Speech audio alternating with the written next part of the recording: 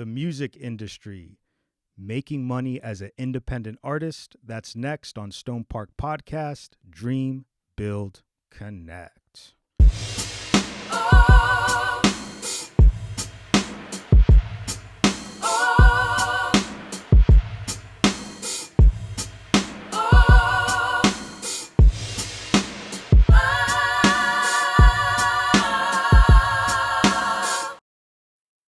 Welcome once again. I am David, your host. Right next to me, I got Carlos. What's up, David? And I'm doing pretty good. across, we got Sway, special guest. How you doing, man? Good, brother. Sway is a successful hip-hop artist. He's also an entrepreneur. He owns 1111 Studios and also 848 Music Group, both in the DMV area. Again, thank you for coming. How you doing?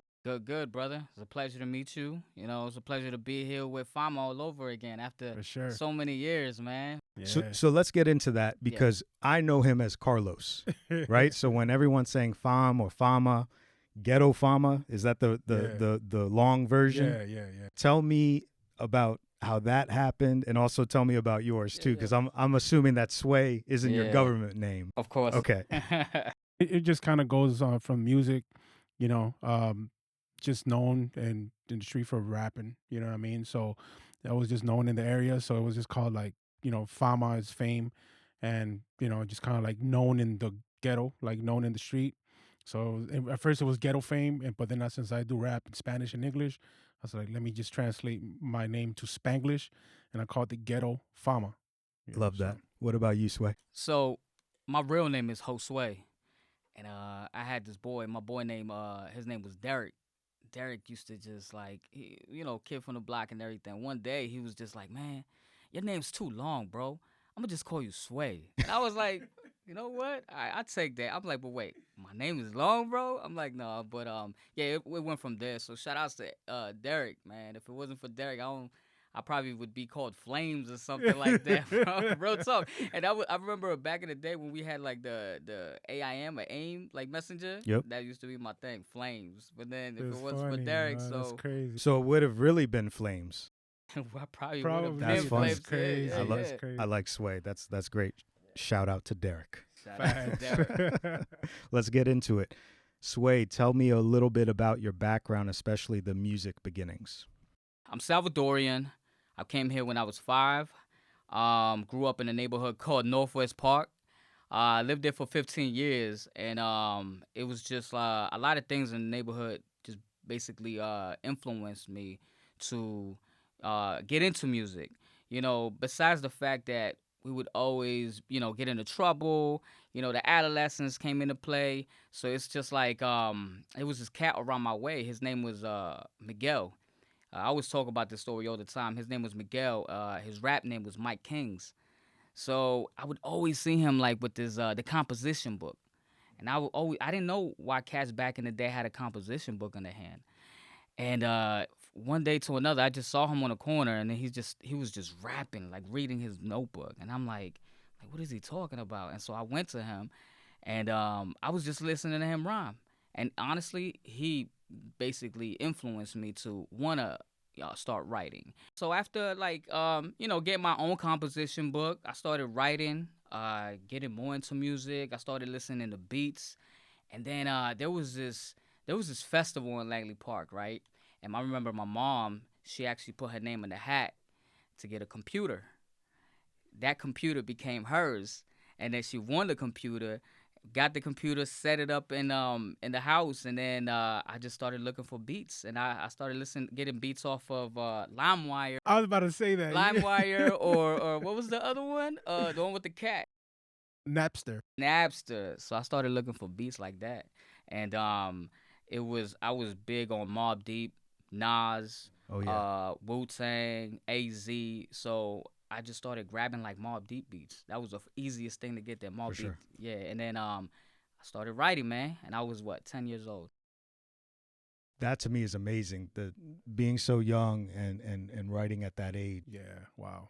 Yeah. So when you talked about a guy named Miguel, were there other, maybe he was one, were there mentors that kind of helped you out and said, "Hey, this is what you should be doing," versus what other people are doing on the streets? Yeah, man. Rest in peace, Short Dog. He was an OG. He was an OG, in the neighborhood, and I always saw him as like an older brother. I don't have an older brother, so I saw the OGs like older brothers telling me like, hey, don't do this, do that. And I remember Short Dog. He was like, yeah, like I said, an older brother, guide me all the time.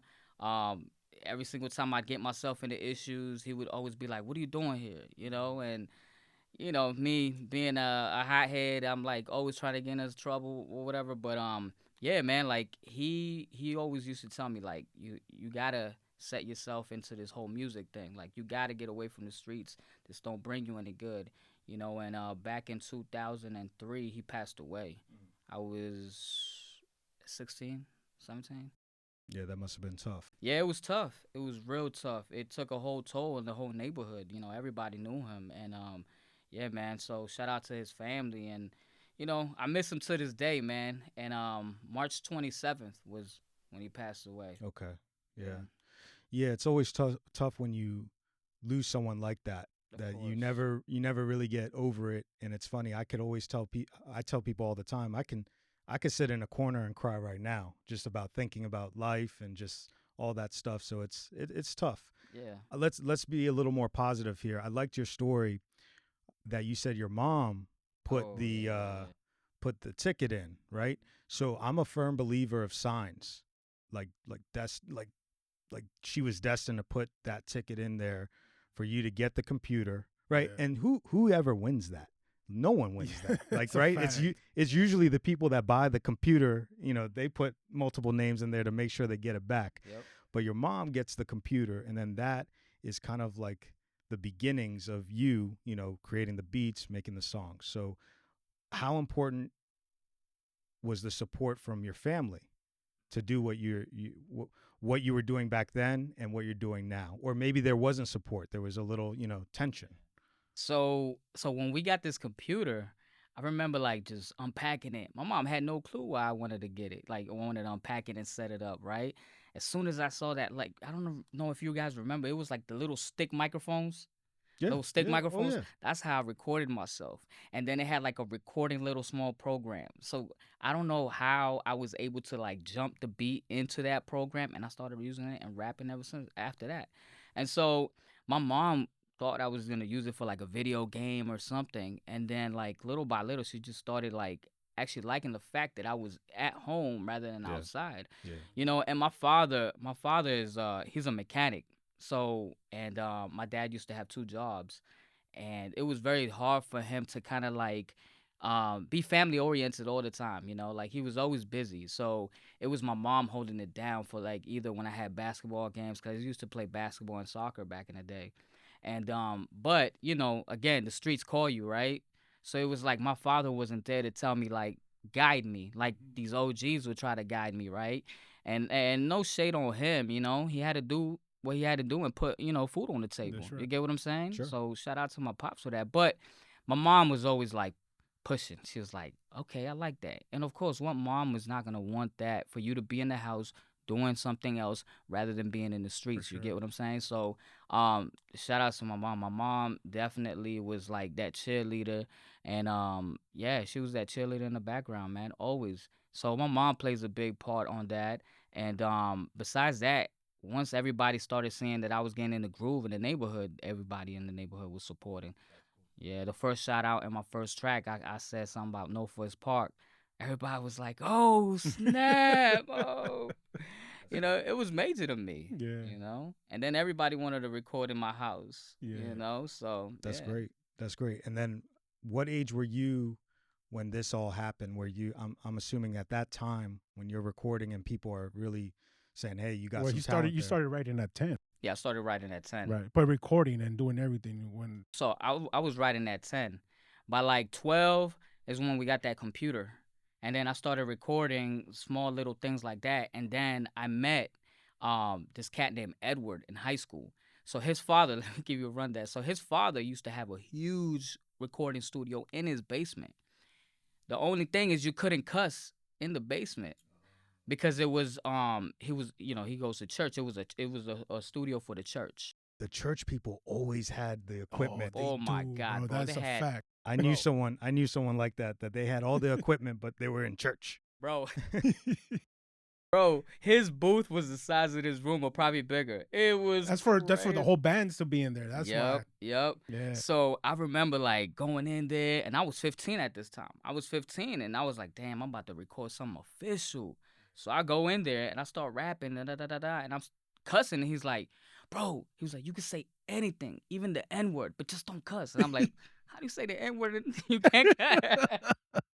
So, but it was fun, man. I was, I started doing music in there for like what 3 years. Then I started meeting other cats that had studios. So, my official track and album was recorded when I was 15.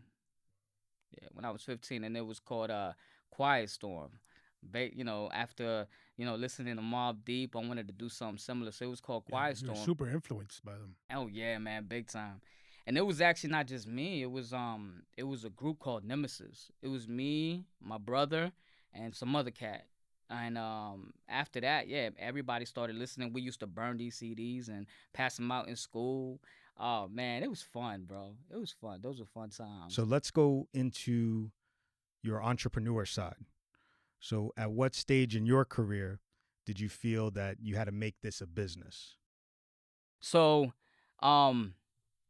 I think I realized after making so much music,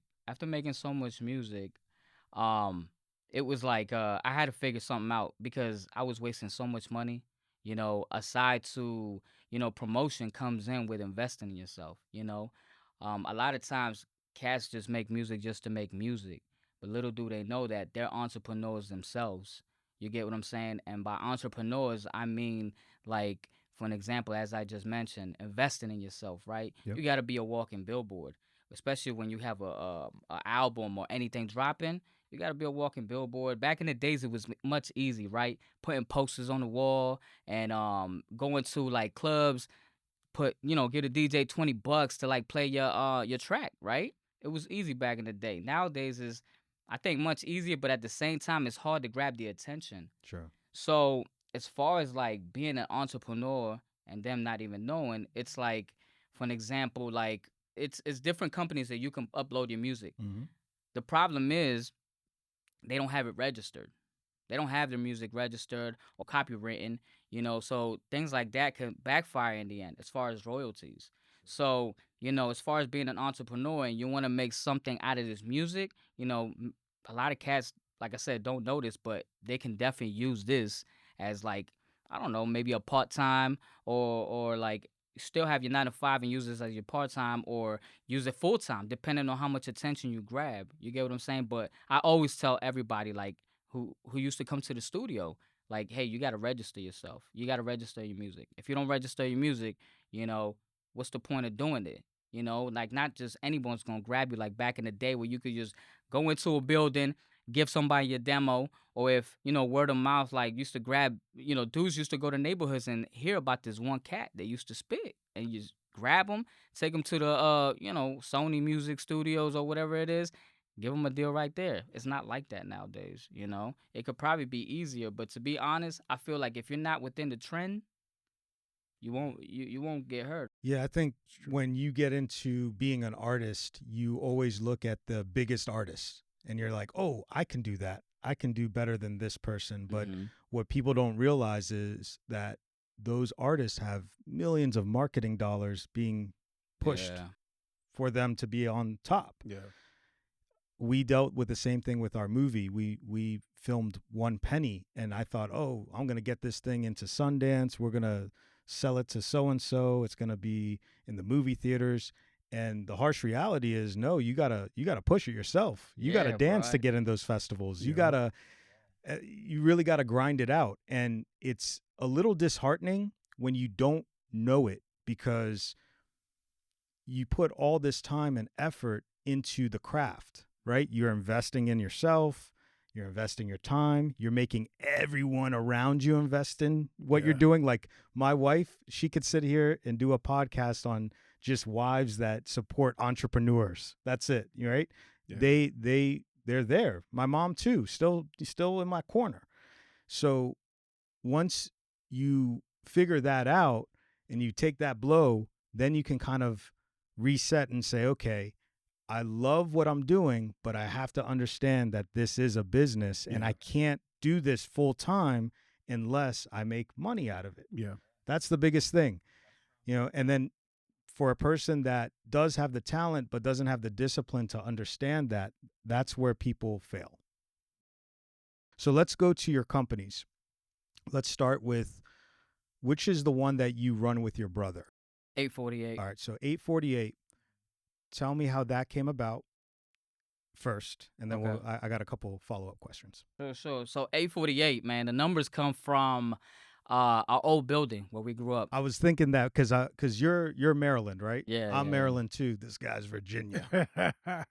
So when I saw 848, I was thinking, is that a like an area code? Like, nah, I don't know any Maryland area code. So it's an old building that you guys had. Yeah. Okay. We grew up in 848 apartment C. Damn, y'all took me back. Way back. There you go. Way Way back. In Northwest Park. Yeah, man. So it came from like I don't know, so it's me, my brother, and my boy Trukin. Shout out Trukin. So we would always be in the studio. Like every night, bro. We would literally be in the studio at least at what, 4 times a week? 4 times a week. Damn, besides that, we used to pack like big bags with Corona and Heineken's, just studio nights, bro. Damn, y'all really taking me back. So, we would just always be in the studio, man. We ended up coming to the point where like we were doing so much music together that we didn't even have like a group. We wanted to name ourselves something, right? It was features rather than a group, like doing all these songs together. So Fito just came out of nowhere and just said like, you know what? Let's just go by 848 the movement. We got 15 cats behind us. They're either rappers, singers, or like street cats that like do promo for us. Yeah. So rather than music group, back then it was the movement because we saw it as a movement. Back in the day when you used to see Fama at the Lidiqueos, that's where I met him. Yeah, he was out there rapping, and remember we used to come in there with like 848 t-shirts. Yeah. Yeah. The whole street team. The whole street team. Yeah, man. So yeah, man, shout out Fama. We've been there for years, bro. I'm talking about this was 2003, 2004, 2005. Like we were already, that's why I was telling him about Fito. Fito was like, what, 16, 15? Yeah, bro. My brother couldn't get into those little lounges, clubs, whatever That's it crazy. was. He couldn't. We used to sneak him in. Yeah, but he was really good, man. Like I remember being like, "Yo, who's this young dude?" Yeah. And then Sway used to be like, "Oh yeah, my brother Fito, whatever."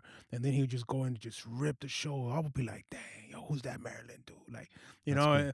And then yeah, man, 848. I'm gonna tell you some fun fact. Mm-hmm. To this day, bro, when I'm minding my business, my regular day life, right?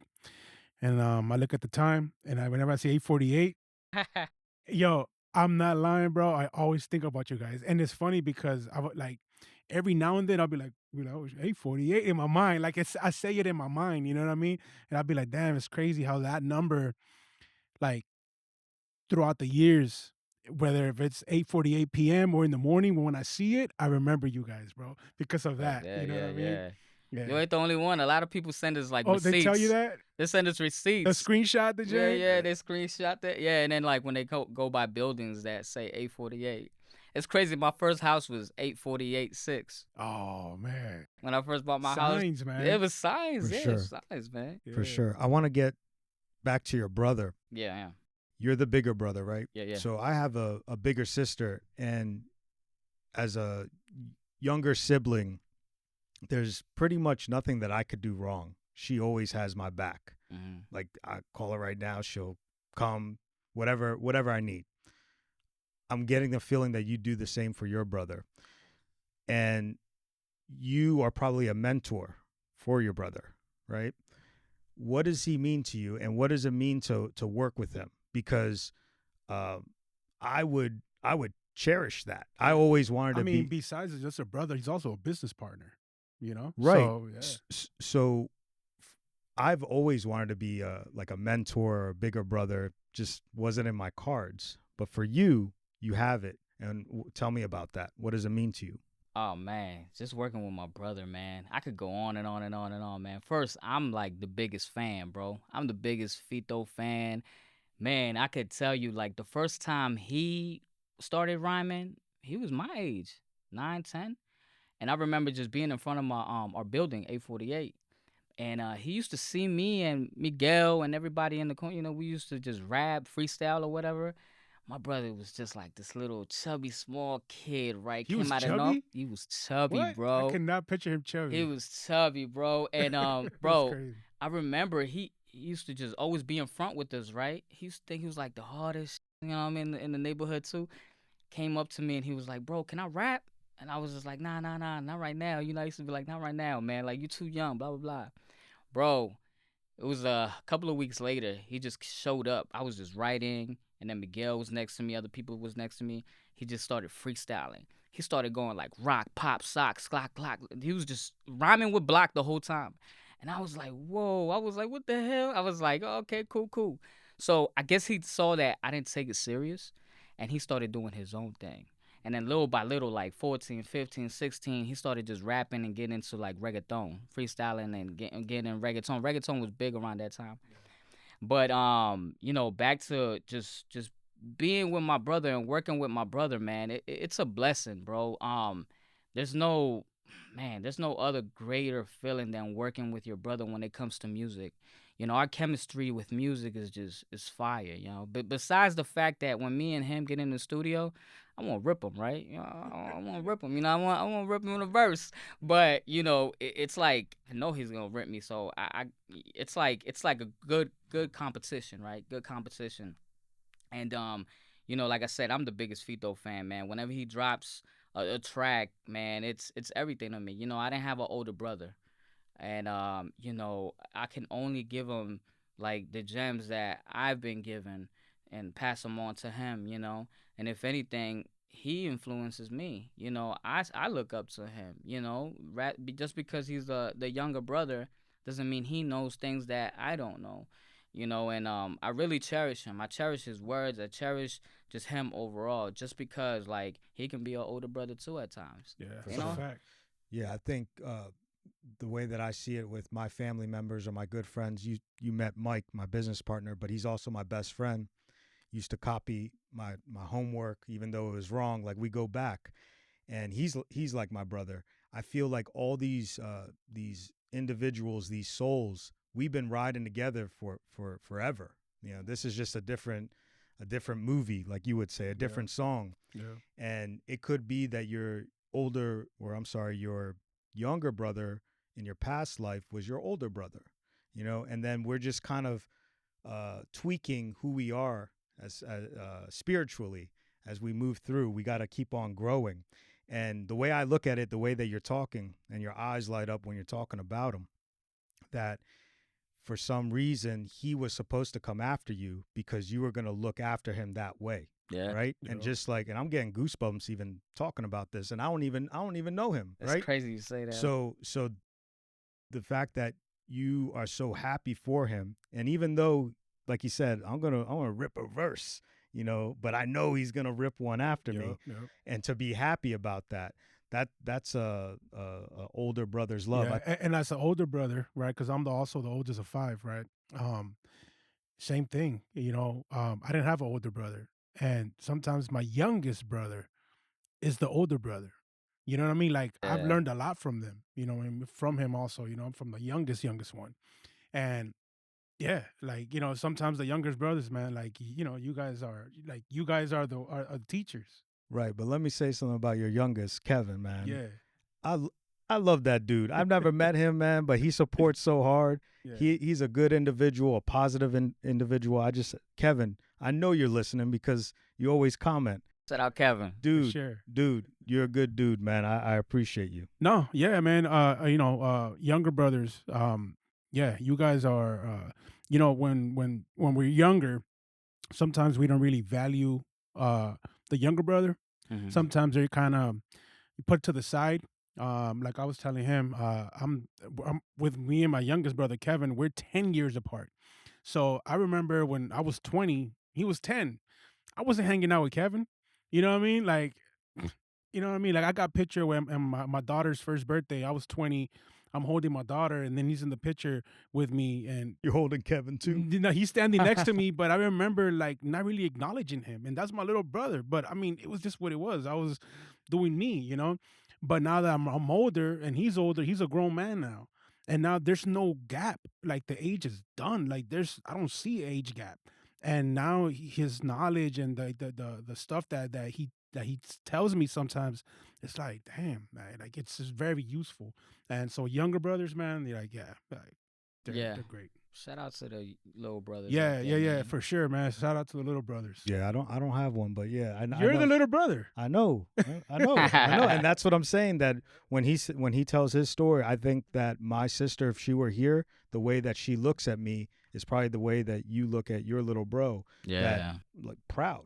Yeah, I am proud, man. And now that we're talking about entrepreneurs, like besides the fact that we're big in this whole music thing, man. Like music is life for us, right? And I don't think anybody. Well, I can speak for myself or my brother and True. Well, like we're always gonna have music flowing on our DNA, man. Whether it's like 3 years, 4 years from now, we're always gonna go to the studio, drop some stuff. You know what I mean? And my brother, aside to that, man, like he has his own business too. Like with as far as like home repairs. So my brother, he holds it down as well with that, and at the same time with music. Along with that, the reality of life, right? Family. So for us to hold down business, family, and such music, it's like dang, it takes a toll. And it's kind of what we're trying to do with this podcast. So it's Dream Build Connect, and then the podcast is about entrepreneurship, business, but the last thing is life. And Carlos always tells me that, like, Dave, stop always trying to talk about business, man. It's about life too. It's about everything. And that's why I try to bring in the family, the brothers, the sisters, the moms, because it is all connected. Unless you're just some a robot, with no feelings, no siblings, no nothing. Like it all plays a role. Yeah, it does, man. It does. All right, next is the DMV, DC, Maryland, Virginia. So I already said that we're both Maryland. We got you. You're the lone. You're the lone. I'm the outsider. Shout out to Virginia though, man. Yeah, man. It's always been a friendly competition, man. It's always been Maryland, VA, even versus DC. Like it's always been a tri-state competition. So I already know your answer on this. What do you think about the support that the DMV gives? What is it there? Do you think it could be a little bit better? Yeah, it can be a little bit better, man. Okay. Yeah. Like if anything, our love was always given outside of Maryland. Like I get big love in Los Angeles, big love in Miami, New York. Like we always got big love out of state, period. I remember that my first radio spin was in Baltimore. You're never gonna get it in DC, especially like, and not for anything. It's like the locals, I mean, like no one gets love. Like locals never get love around DC. Shout out to Squirrel Wide. He was the one that gave us from 92.3 in Baltimore. He was the one that gave us like our chance. We met him at like a showcase back in the day in Baltimore. Like we started doing. I always say Baltimore's a love thing. Baltimore always showed us love. All of our shows were in Baltimore, bro. True. And I remember there was this one show, Squirrel Wide. He called us out. Getting ready to go hit the stage. Everybody was just looking at us like, man, these dudes about to do reggaeton in a hip hop concert, and we were just like, oh, damn, bro. You know what I mean? Like, everybody was just, like, moving out the way, and this was our first show in Baltimore. As soon as that beat dropped, yeah, I feel like we gained our respect. Yeah, you guys are really good performers, man. The energy that you guys always had, I always admire that. I was like that. I was like, man, these guys could perform. I had a question. Performing. Yeah. Where do you guys get that from? Because the rhyming, comes from pretty much within. It starts as a hobby, and then you start putting it together, making a song, making the beats. performing, Yeah. that's a whole It's an entertainment aspect. right. Of it. So how did you work that out? How did your Yeah. brother work that out? Is it something that just came naturally, And or even did you Truca guys? and all you three of you guys, the chemistry between all three of you is crazy, bro. That like your performances were always on point. It's crazy how you say that too, because we Yeah. never did none of choreography on like before the shows or anything like that. We just freestyled everything. Like, and I remember it was for the Fillmore where my brother, the Fillmore was actually like set up. We did a whole setup because we wanted to make sure it was 100% Live band and official. everything. Yeah, live band and everything. So we rented out the spot with the band and all that. So that was our first show that we actually said like, hey, we got to make this look official tissue, and because it was my brother actually headlined the Fillmore.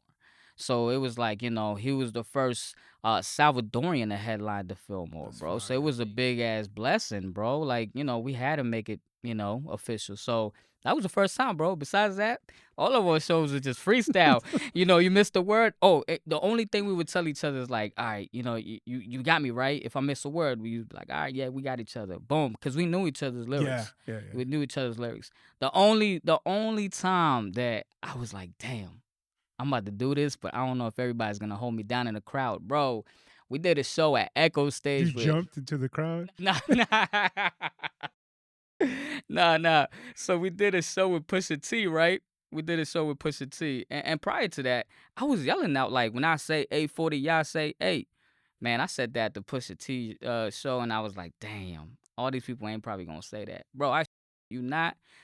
My brother was like, you got balls, because everybody was yelling out 8 at the end. When I was like, when I say 840, y'all say 8, 8, 8. Bro, it was low, That's bro. fire, Because I was like, damn, I'm about to get carried out here, I was like, but I didn't, bro. It was a blessing. I was like, damn, everybody held me down. You know what I mean? Because it was like, probably like half of those people, or probably a little less, didn't know who 848 was, And so, because we had a lot of people come out and show us support. But you had all these new people that had no clue who we Yeah. were. So shout out to all of them, That's man. what's But up, man. That is crazy. You took a chance and it worked out. yeah, my brother was like, "You got balls, bro. I wouldn't have done that." If the DMV gave more support, because you're getting love from different areas, do you think that this could be a premier spot? Oh, for sure. Because I feel the same thing with the film business, that Mike and I, we still haven't made our second film, and all this stuff in the background is for the second film. Mm-hmm. And we feel like I think the only way that it's going to work is if we make a film that's a slam dunk, that everyone knows, sees, respects. Is that kind of what you feel like with the music industry here? That if you had that slam dunk, that people would follow? Like, why are we not getting support here? Man, out here it's just like you get love until you become a competition. There's a lot of competition out here. A lot of competition. You got the cats that follow the trend, then you got the other cats that just do straight hip hop, right? And I think here it's like everybody's just trying to crawl out the barrel. You know what I mean? Like everybody's trying to make it. And when you get to that point, it's like there's no love. There's no love at all. It sucks, bro. It pretty does suck. You know what I mean? Because a lot of times we want to collaborate with each other.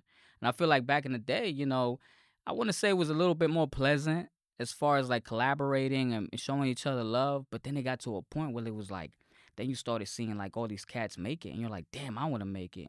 You saw less collaborations. But I feel like if we collaborated, if people started collaborating and didn't, I don't want to say jealousy, but it's more like I want to get there before he does. I mean, there's a point where we could all get there together. You know what I mean? Like it's use a whole everybody's movement. resources. You know what I mean? Connections and Yeah, because I asked when we had Lucio on, I asked Lucio about the tattoo art and the support, and then you about the music, and I thought that I would get a different response. And it was just dry. It was dry. They were just like, we could use a little more support. Yeah. And I thought about it, and I compared it to like the film. And people love that you're going to make a film, but there's not a lot of people doing it. And if there were more people doing it, then we could all kind of help each other, like you said, collaborate. because if there's a film going on, I wouldn't hate on that. I would be like, for real? Like how can I help? But everyone kind of keeps it to themselves, and then when they make it, then they're like, see, I got a film. Like, well, where were you when you were making the film? You could have hit me up. So that's kind of how I feel, and that's what I want to kind of bring here, that I do want to connect with other entrepreneurs, listen to your music, maybe sample some of your music. I want to be able to reach out to people and connect with them versus kind of say, well, I didn't feel what he was saying. I'm not going to reach out to him. Like I'm going to do something better. Why? You already made it. Let's go and let's use that, and then I'll give you some of this, and that's it. Make a deal. So that's how I feel about the DMV, and hopefully, little by little, we could start stepping towards the right direction. But I don't know, man. Like Sway said, like the support is always from out of state, bro. You know why, right? It's because we have different sounds. Just like when you said something about like, oh, I got a different film and such, it's a brand new idea that somebody in that whole area don't have. Just like with music, you got a different sound. Not a lot of cats sound like DMV. Like not a lot of cats in the DMV sound like Miami cats, New York cats, or especially in California. You get what I'm saying? So yeah, them cats over there are like, yeah, let's collab. Shoot, I'm gonna get buzz over there. Vice versa. Yeah, You get what I'm saying? yeah. That's why I feel like there's love out of state all the time and not within our area, which sucks, bro. You know what I mean? And it's crazy to say that DC, Maryland, Virginia, we're all, I mean, besides this DC, it's a district, but we always see it as a state. Yeah. We're so close to each other that no matter what, like, people still see it for what it is. As far as like, nah, I want to get out of here before they do. You know what I mean? And that's real, bro. Yeah, That's like, that's actually a good point that you brought up right now. Like the connections and the support from other states is because it's a way to network out of your area. So yeah, instead of collaborating or getting the support from within, like from one county to another, why not get that network from across the coast? And now your listeners or viewers are watching your film or listening to your music rather than just a guy from the next city. yep, Let's bring it back to the business side. So I got Fama here. yeah, All right, yeah. I got Fama. Fama. He's a brand new artist, and let's just say I'm your big brother. Okay, I know nothing about music, but I know that he has talent. Mm-hmm. So I hear about Sway, and Mhm. Sway has these two companies. You got a studio and you got a record label. Mhm. And I know you're an honest dude. And I say, hey, Sway, what can we do with Fama? Take us through pretty much the business side of what he is to expect in terms of what he needs to do, like the amount of energy he needs to put into it, and also the money. And also, will there be money at the end? Is this something that it's just going to be kind of like a calling card, or is he actually going to be able to make some money out of this and be able to pay his rent? To be honest, the way I see it is like growth depends on you, right? Growth depends on you, and see how far you want to get. As far as having anybody come to the studio or like, as becoming an artist, being an entrepreneur, making money out of what they do. Yeah, I can honestly say it goes back on you because it takes time, investment, and just believing in yourself. Time investment and believing in yourself is big because this is not something that we just wake up and say, oh, I'm an artist. I could rap, such and such. Nah, it don't work like that. And, but at the same time, I don't want to kill anyone's dream. I don't want to kill anyone's dream. Like, So let's go. Let me ask the question differently. You got to make money off him now. So that's the talent. So he's hot. Now you're the producer, right? The business owner. How are we going to make money? F it. It's us three, right? We're like, look, we got to make money. This dude has talent. You got the studio space, and you got the skills, the music skills. What do we do? What do we do with him? you got to invest in yourself and become a walking billboard, bro. You got to promote yourself, be out in this, like, you know what? And I say that honestly because this is the stuff that I used to do. I old school and doing things by the old ways is always works, you know what I mean? But yeah, you have social media. Social media is a great platform to become an artist, right? But at the same time, you got to hit the streets. I'm big on like actually being on the field and showing who you are, right? The way you dress, or anything, like just approaching people and just freestyling.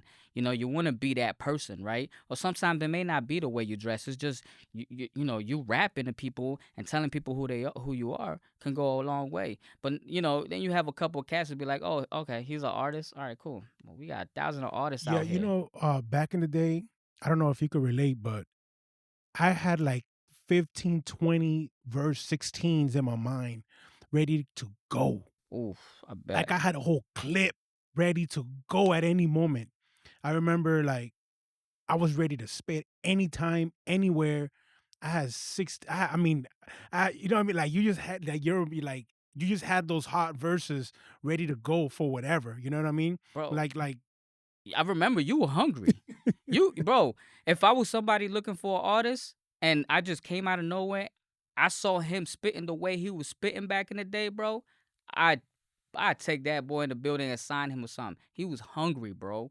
He was hungry. I always admire his hunger, bro. like You know what I back in mean? those days, man, it was just having like you always had to be ready, like you said, Yeah. like a billboard, like how way you dress, the way you present yourself, like you always gotta be ready, always. It could be that urban gear, the way you have your hat in the back and just Everything is the spitting and influence. everything, bro. Yeah, Yup, that it's was the it. influence. The It's image. the image. It's the swag. It's Mm-hmm. everything. You know what I mean? But that's still not paying my rent. How are we going? I'm the big brother. I'm like, how are we paying the rent? So we're getting him in the studio. Mm-hmm. We're getting him. We what? Do we make an album? Do we make a couple songs? Do we put him? Do we try to get him gigs? What are we doing to get him money? I tell you what, you won't get money ASAP. You got to start from the ground up. Okay. A lot of times, folks would think, "Oh, okay, I make a track, I'm gonna make money off of it." It don't work like that. Just like that lead wanting to become a supervisor, or maybe you were a supervisor and then you had to, get a pay cut, and for this, when you start at a new job, you got to work your way up. You get what I'm saying? Sacrifices come into play. You know, big a good story like Logic. Logic lived in his I think it was one of his folks' basement. Dude said like, "Hey, don't worry about paying rent. Do what you got to do with the music and then pay me back later." Look at that success. That's a good success story. He didn't have to pay. So there's certain people that are fortunate to be where Logic was or every other artist, but a lot of times like for an example, I know this cat, one of my boys, his name is Test Me. And Test Me, he used to be under a record label with I don't know if you guys remember an artist back in the day called Boss Man from Baltimore. So Boss Man was signed to JD. So they used to be in this record label, right? Things didn't go well. Test Me left, and he just laid low for a while. But those were people that were investing in him, right? I guess he didn't see it for what it was, and then left, started doing his own thing with whatever he had. Bro, he came back. He was low key, didn't say nothing for like 5 years. Came back, got signed to Future. He's signed to Future now, so he's a free band member. You look at Test Me Now and doing stuff with Future. Oh, it's a successful story, bro. So sometimes I think you got to do things low key. You have to have someone investing in your dream, and someone honest, bro. Just because I like how he spits and things like that. I'm not just gonna take advantage of the kid either. You get what I'm saying? Yes, it's a business at the end of the day. We're all a number, but at the end of the day, it's like, hey, we have to go 50-50 with everything as far as like your dream and my business.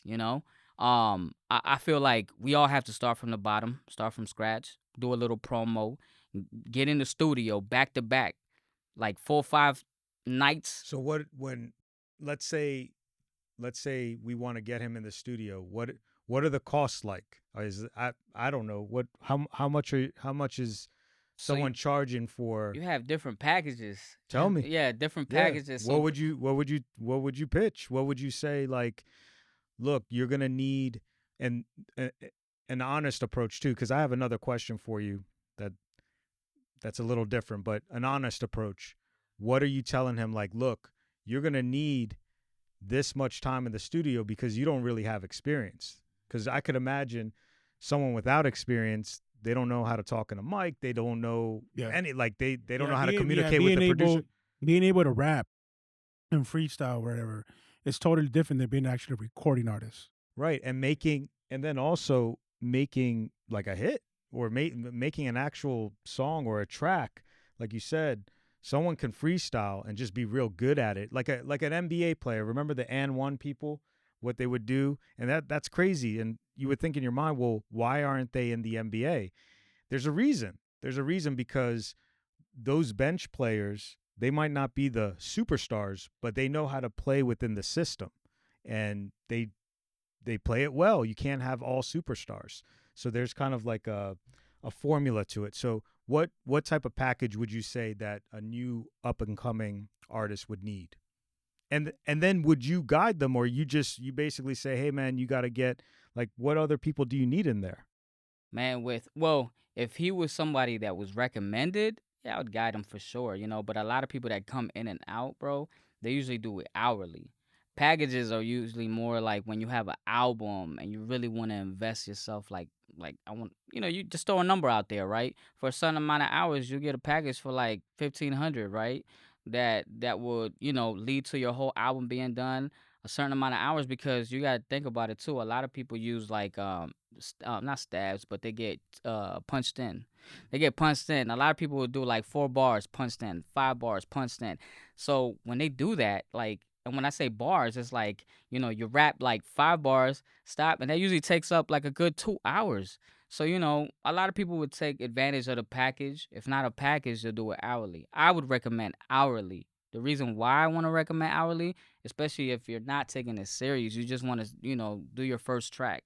I'm not going to take advantage of you just because, oh, I want to do an album. Okay, cool. Do a $1,500 package.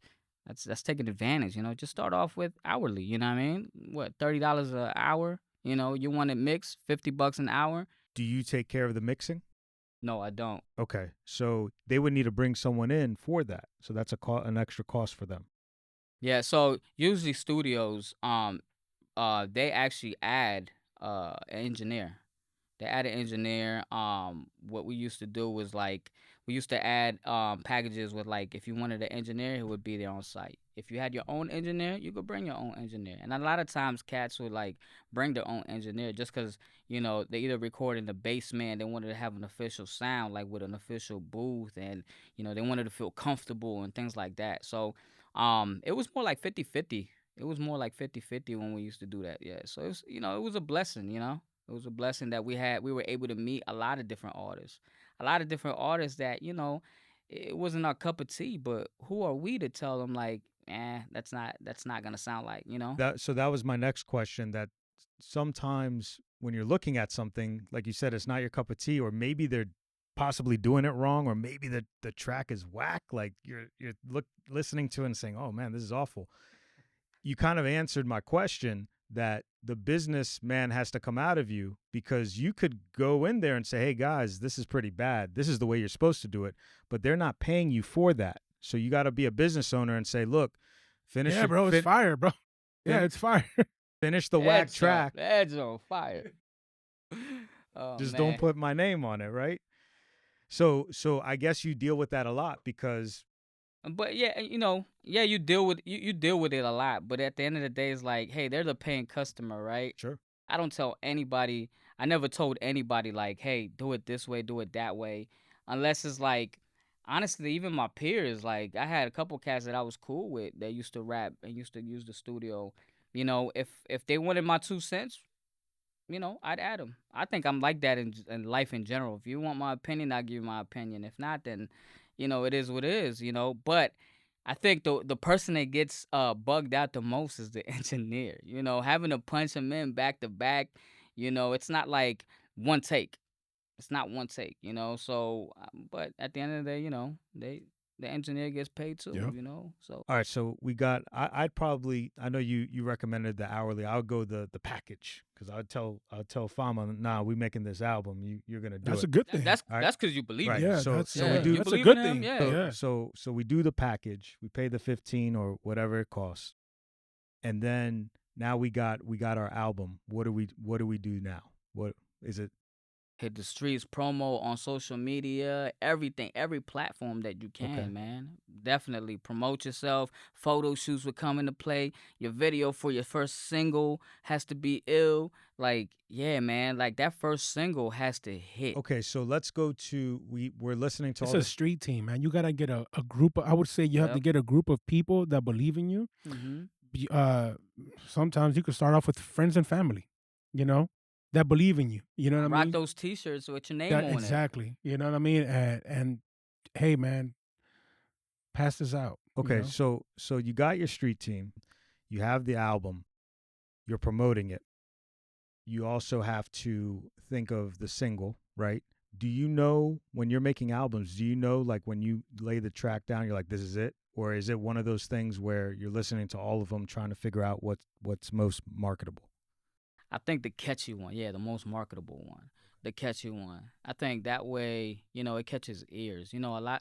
We'll do like what 10 tracks, and out of those 10 tracks, you'll have like the trendy ones where like everybody could bop their head to, and then you have the deep ones, like the deep ones that talk about life or talk about any type of situation. I think those could come into play too, but you gotta hop on like with the trendy one, like the hot one, and then after that you give them like your real self. You get what I'm saying? We make a video, right?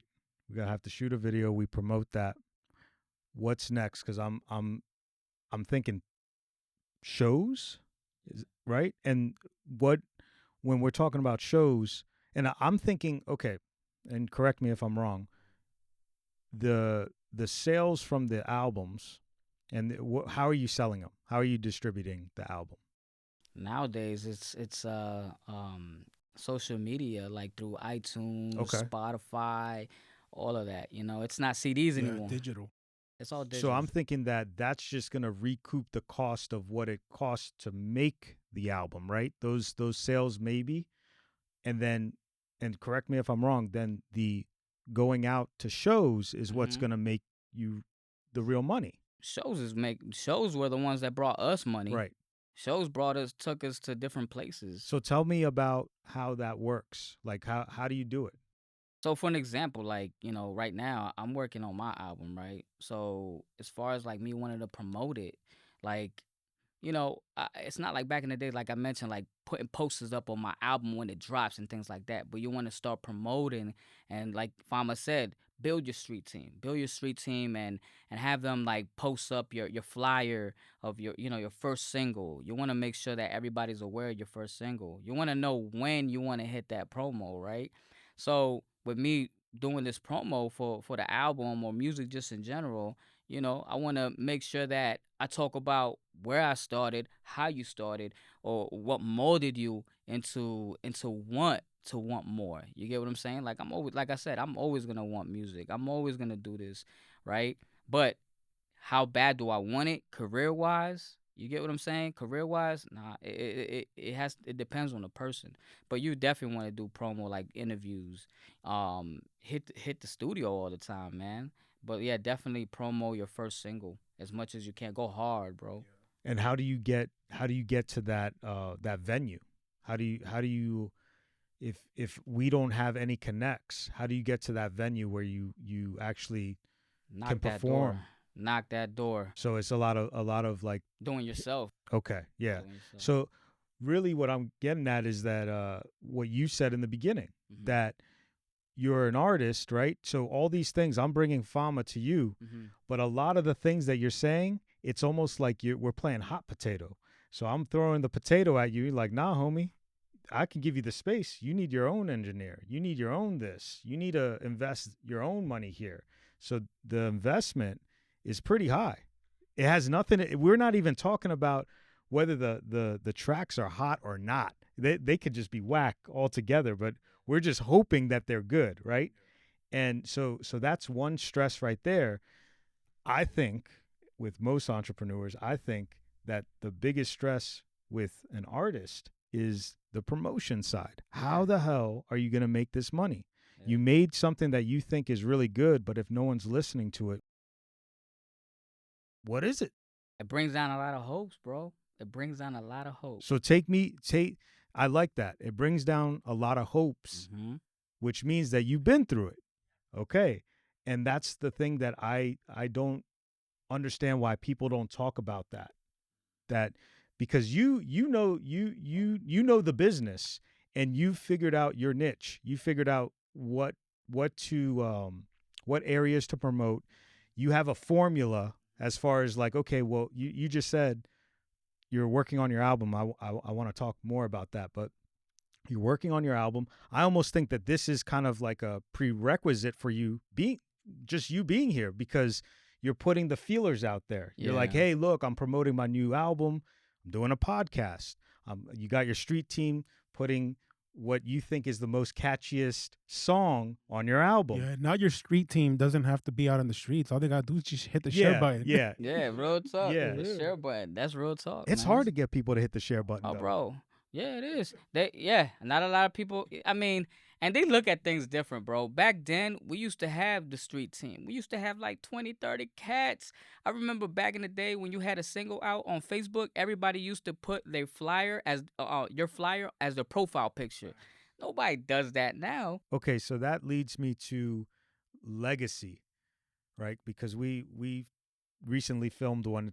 It's not out yet, but probably at this time it will be out. Yes. But a legacy video, and kind of, for me at least, I was struggling with working hard and giving family generational wealth Okay. versus being there for the family and friends. I was struggling with that.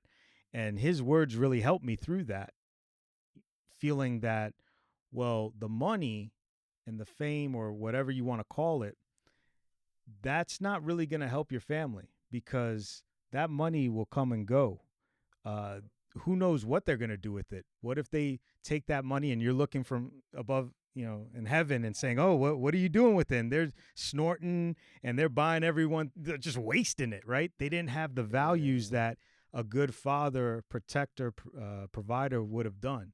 So what do you think about that? You like you took a 5-year period off. I'm assuming that was for your family. Yeah, definitely for my family, man. And I usually don't it's very difficult. It's something that you never want to, expose out there, but it's very difficult not to talk about it, because it had to do with your dreams. You get what I'm saying? It had to do with my dreams, like as far as like doing what I did for my family. But at the same time, I wanted I wanted to leave a legacy for my kids, and that doesn't mean music wise or having them to hear my music or me yell out my name on them, but legacy as far as like, hey, I put discipline on the table for them. I put respect on the table for them. I never failed them. I never failed my kids as far as like, not being there for them. You get what I'm saying? Because I want to make sure that my kids are stand up guys. You get what I'm saying? Like my oldest, he's 16. You get what I'm saying? He's 16 and he's a football player. You know what I mean? Honor roll kid. Let me tell you something about that. And this is just from the outside, looking in, Yeah. right? As your peer, Yeah. right? It's crazy because, we've been around the same people, Yeah. 2004, 2005, 2006. And Sway, your son, Mhm. from aside, from on the sidelines, I've been watching him grow too. You know what I mean? Yeah. And every time I see, you post, I'll be like, damn, man, that boy's getting big. Like he's and when I see him like supporting when 11 opened up Oh yeah. and yeah, he was yeah. there, I'm like, man, like it's crazy how he's there, or like, when you were rapping or whatever, and he has his hand on your shoulder and he's just like, and like all that stuff, I see it and I'm just like, dude, that's crazy, man. Like my boy Sway got his son, Swayito. That's what I used to say in my mind. And back when he was younger, because now, he's a big boy, you know what I mean? He's a big guy, you know what I mean? And it's like, it's crazy, man. So basically what I want to say is like, we pay attention, what I did, you know what I mean? So as like you see your son grow, me being on the sidelines, we also seeing that, you know what I mean? And it's dope, man. It's dope to see that, the evolution, you know what I mean, of your son, and you always being there. Yeah, appreciate that, man. I always want to involve him. You know what Yeah. I mean? Like I always want to involve him and the little one, bro. You get what I'm saying? Just because though they're a part of me. They're a Yep. part of me. I want them to be I want them to see what I see so they can teach their kids that. You know, I'm not saying I'm an angel, but definitely go by the rules of, street smart and at the same time like, hey, being real, like realistic, business oriented, or it can be like just a respectful person in life. You get what I'm Yeah. saying? The Feeding ethics. them, yeah, Yeah. the ethics and just feeding them gems, like I just want to pass that down to them. You get what I'm saying? No one's perfect, but at the end of the day, I want you to look at that man in the eye and shake his hand when you introduce yourself. That's how I was brought up, and that's how I want to pass down to them. It's the most respectful way. I'm big on respect, bro. Yeah. I'm big on respect. Like if there's one thing you could do whatever it is, but you may not like my music, but you're gonna respect me. That's how I see it. You get what I'm Mm-hmm. saying? But at the end of the day, like I said, I like to involve them. I like to involve them just so you know they can have a little piece of whatever it is that I get. And God willing, one day, like I always tell Sway, like you do good, you be good. I'll give you a little house of mine, or I'll give you a little such and such, But at the end of the day, he works for it. He works hard for it, and he'll continue to do so. And that's Question. Did he come out musically inclined as well? Like, did he ever try to like rap? Did you ever try to influence that a little bit into him? He did. He tried it, but then he was like, "Nah, I'd rather just listen to music." Now the little one, oh man, so the little one, he's 8 years old. He's big on music, just musically inclined, big time. He loves his jazz. He makes beats. He started like the other day, like he came out of nowhere with this app and just started making these weird beats, and I was like, oh snap! Like he was actually doing it, and he showed it to me. Like bro, like he's big on like Bobby, what's his name? Bobby Collins, or I forgot his name, but he has that one song, that old school song that everybody loves. So he's big like on old school music and like just listening to beats in general, bro. So I don't know. He probably will be the one. Everybody keeps telling me like, he's big on music. He breaks dance and things like that. Oh man, So, that's awesome. so but yeah, man, I can definitely say like as far as legacy, I want them to I want to leave a little piece of me, when I'm not here, and just for them to like say like, Pops taught me respect. And money can't buy that. And that's why I told you, like, the answer to that question to me was no. I rather, I mean, I wouldn't want to be dirt poor, right? But Mhm. the value that they're gonna get of me leaving them uh, the morals and ethics, it's Mhm. gonna, like I told them, you know, if you leave them the good morals, the presence of a father and everything, then you pretty much are gonna leave them so well off that they're gonna make their own money. Yeah. Now they got A and B. You Yeah. don't gotta leave them. You don't gotta cut the corner and give them everything, and they don't learn. They don't know nothing. Yeah. You Yeah, it's very important. It's important how you walk your kids, right? Right now, because I always tell Sway, like, because he'll come in the car. He's like, "Daddy, I got all straight A's, or I did this for us, pops." And I'm like, "Man, I appreciate that." I'm like, "But you gotta do this for yourself. I'm not always gonna hold your hand. You get what I'm saying? I'm gonna let go one day. It's gonna be on you. So everything you do now will reflect your future. You know." Let's go back to the art of the comeback because he said you're working on an album. So yeah, Oh yeah, I'm excited. yeah. So let's talk about that. What told you, hey, I took care of this. Now it's time to go back and look out for me. Man, I think I did a lot of self care, bro. I did a lot of self care, man. Life hit me like I mentioned in 2014, and it hit me again big time after like 2019 with the pandemic. Losing your 9 to 5 and then starting up a studio with your savings, and it's like I had no other choice because around that time, man, I was like, man, like I'm going through it. You know what I mean? Like I'm going through it. Depression hits into play. My family. It's all types of stuff. So, what else but music, right? It took me out of this world. So I was like, you know what? Let me holler at my boy Allen. And then my boy Allen, me and Allen came up with 1111 Studios, and boom. What's so the significance of 1111? It was actually Allen's idea as far as 11:11. Like, well, I already had numbers. You get what I'm saying? I already had numbers, but you know, Allen, shout out to Mills. He always saw 11:11 as like his lucky number. He saw 11:11 everywhere. He said he would wake up, his eyes were open. It was 11:11. Yeah, He'd be me like, "Damn, too. I'm late. I'm late to work." Type. Yeah, me too. He's Like at always 11 is, if man, I see it all the time, bro. Like it's crazy. Like it's just I probably out of the week, I probably get it like 5 times out of 7 days. Wow, Yeah, a bro. lot, bro. Like it's crazy. Like a lot. Yeah. so you get with your boy Allen, right? Mhm. And then what happens from there? So we ended up getting together, had the crazy idea. I've been wanting the studio, man, since I was, doing this home music. But, I got together with him, did the studio, and yeah, man, we had a red carpet event for it and everything. And then like we started seeing the ups and downs, bro. Like the pandemic hit hard, bro. Everybody didn't want to pay money to go and record. No one wanted to do any music around that time, bro. If you had something at home, then yeah, you did something at home. It had its ups and downs. I was giving free studio sessions for free like a couple of times, man. Like, just for promo. So I had that going on, and then personal life stuff came into play. So it's like I needed that. I needed therapy, bro. Therapy came into play. Therapy, man, like, us Latinos, we get it from our pops. Ain't nobody gonna tell me how to live my Hmm. life such and such. So I ended up, doing therapy. Something that I should have done a long time. So self care, bro, therapy, loving yourself. You can only be good in life if you love yourself. You feel me? Like I feel like I did that a lot for like a couple years, and I did my first album after the whole situation, which was called Last Dance. Last Dance basically spoke upon like my marriage and my personal life. I needed the release, right? Then I went to Summer 21.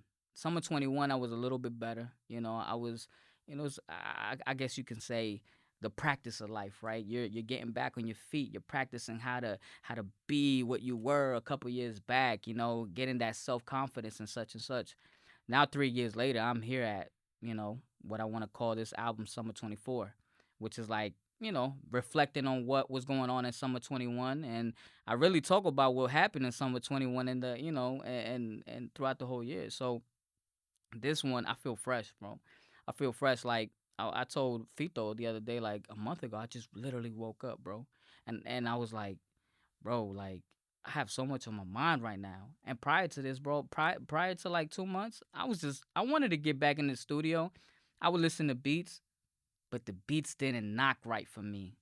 I was like, man, that's it. I think that's it for me. No more music. I'm like, it sucks. You know how that is. Sometimes you don't hear it anymore.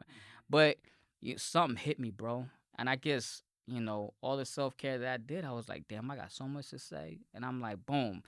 Got into the computer, started listening to beats. Bro, I started feeling the rhythm of everything, bro. And I was like, you know what? I'm about to drop something in the summertime. So I was like, Summer 24 is like a continue book to Summer 21, bro. I think that's good information because a lot of entrepreneurs, business owners, we don't care about ourselves. We just don't. We just Don't go, go, go, go, go. always. And you and I talked about this earlier that we always think that the more we work, it doesn't matter how many times you fail, you always feel that it's going to happen, right? That dream is going to come true. I don't have hair, but I'm gonna use hair as analogy. Back when I had hair, you go to the barber shop In and first grade. you yeah, no, I had it kept a little I, I'm already talking. yeah, I'm already talking shit. I stopped having hair, I think, in fourth grade. Sad guy this way. Go ahead, my bad. I'm already cutting you off. it's all good.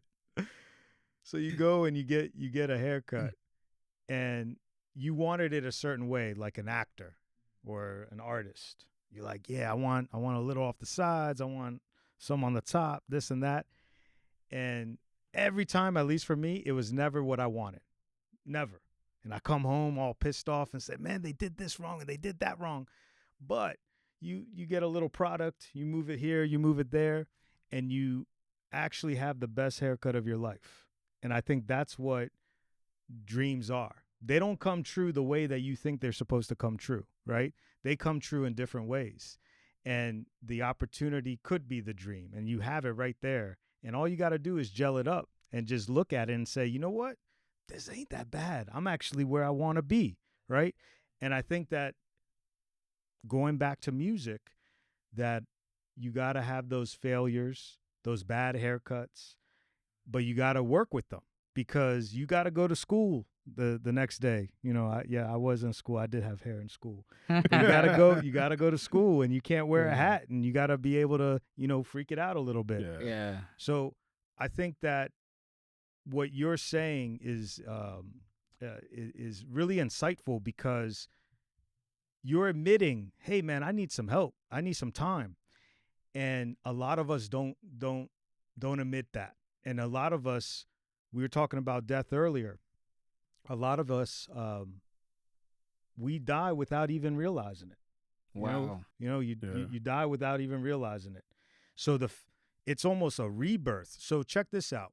When usually, and we have an episode on this, first impressions. So we met each other today. You guys go back. Mm-hmm.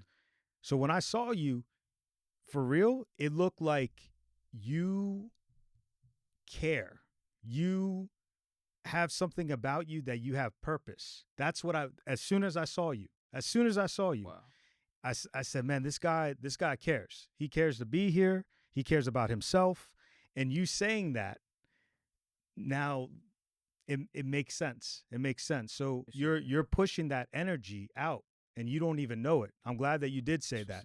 And for us, or the listeners, that we need to think about ourselves. Yeah. Like, I want to live until I'm in my 90s, right? Yeah, I want to be there. I want to see my son have sons. Yeah. Right? And the only way that I'm going to get there is if I take care of myself. So it's cool that you took a break, you took care of your family, you re-upped, and you said to yourself, you brought it back to yourself. You brought it back, and that was another thing that you and I had talked about, that when your kids are growing, they're going to forget about you. They're going to come back. But once they have the girlfriend and then they have their own job and all that stuff, they're going to, hey man, screw you, dad. I got to get out of here. Yeah. But they're going to come back. But in that section, that's when you got to go back to you. Yep. And I think that's exactly what he did. And that's real cool that you said that. I appreciate that, man. And it feels good, man. It feels good when people notice things like that, Yeah, we should all look out for each other. You get what I'm saying? And always take care of yourself. I was just talking to my brother about that yesterday. Like, self-care is major, bro. Who else but you? No one's gonna care for you. You gotta love yourself. You gotta be able to do things. Walk in the parks, or, bro, I told Fito it might be like the most like random like weird thing to do. Right before, I wasn't into plants. I can't have a dog, right, because I'm always working. So I'm like, you know what? Let me buy a plant. I'm gonna talk to my plant. You get what I'm saying? Yeah. And I water my plant, became a green thumb. Like, bro, me back in the day? No, absolutely not. Yeah, Sway a gardener? Yeah, bro. Yeah, like that, you know what I mean? yeah. So it's things like that. Reading a book, bro. Like, but before even reading a book, you got to be able to practice patience. If you don't have patience and you still like, up and about, you're not gonna be able to read a book. But you need reading. Reading is good, bro. It's good. You learn a lot off of it. For sure. So it's just the small things that count at the end of the day to make it better. For sure. All right. So we're Dream Build Connect. That's what we do. So you have a dream, you build that dream, you take what you've built, and then you connect it with the world. So you could be in all three. What phase are you in? Are you in the dream phase, the build phase, or the connect phase? I think I was already a dreamer. I feel like I'm in the build stage. I'm big on, building something for my kids, building something for myself. I was already that one kid that said, "Oh man, I want this, I want that." Doing such, like, I became a go-getter, like a hustle. A hustler to the max. Like, I'm big on, like, if I was to lose it all right now, Bro, there's no way I'm gonna be out there in the streets, right, asking for $1. Now, there's money out here. That's the way I see it. The mentality is like I'm hungry. No matter what, I'm always hungry. So with that being said, man, with me being hungry, I'm always gonna want to build. You get what I'm saying? And that's something that I don't think that will ever leave me, bro. Yeah, I get that's a good answer. You know what? Because I've never heard nobody tell us I'm always be in the build stage. Yeah, and I was thinking the same thing, that I'm the same as you, that I'll always be in the build. Yeah, there's going to be moments where I'm in all of them. Like I'll dream about other things, yeah. connect because you have a finished product, but you're always building until the day. He's here connecting, so he's also in the connect, but the mentality is always build. Yeah, I agree with that. I agree Shout with out that. my pops, man. My dad, if it's one thing that he taught me and my brother and my sister, is that, always hustle, bro. If my dad did it, bro, my dad was always like, you see, I gotta work 2 jobs to provide. I don't ever want you doing that. Instead of two, keep a one. And then if not, then become a successful, entrepreneur or businessman, whatever it is that, you want at the moment. But definitely, bro, hustle. Yeah, my dad said the same. He had the double jobs, and he would always say the same thing. He said, because I'd see him with money younger, and he'd buy things, and I'm like, oh, Dad, I want to be like you. He's like, no, don't be like me. Don't have, like you said, have We that. always want better. They always wanted better. I want And you to it- be better That's than what me. I'm saying. Yeah, it's like they always wanted better. Now we always want better, and it's Yeah. always gonna be that way. Like Yeah. it's crazy. Yeah. Yeah. Look, for me, you're an inspiration. Oh, thank you, bro. You show that you can be an independent and still be successful. You don't have to be signed to a major record label. You could be independent and still be an inspiration to others, because Yeah. hearing your story, very, very cool. Appreciate that, man. We appreciate you being here, because this is what our podcast is about. It's about bringing entrepreneurs from all walks of life to tell their stories. So we do appreciate that. We want to give the floor to you. Anything that you want to promote, especially the album, your socials, stuff like that. So definitely, man. Yeah, look out for Summer 24. Comes out July 5th.